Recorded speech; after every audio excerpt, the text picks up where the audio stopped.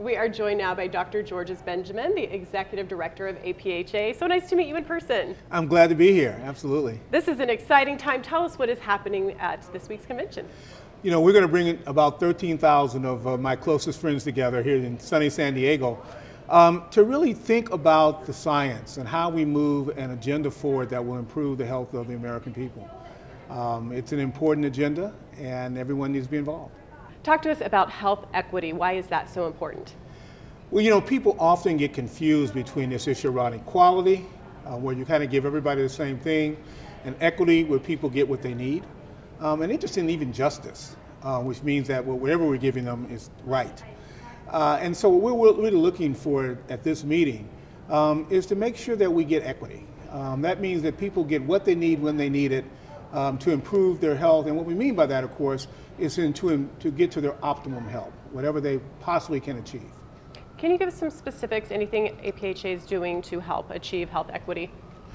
Yeah, we're working very hard in the research area. We're supporting organizations like the National Institute of Health and all of our research partners to get more and more people into clinical care, into research protocols, because there's an inequity there.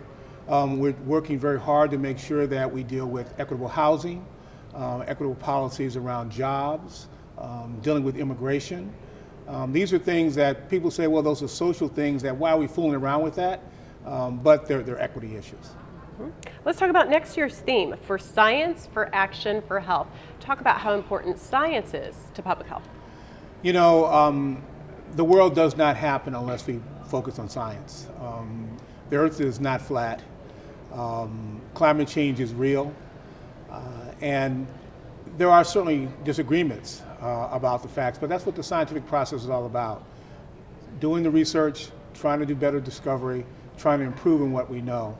And what we're hoping to do next year is bring together the family of people that are interested in science to challenge each other, to ask questions, to improve the human condition.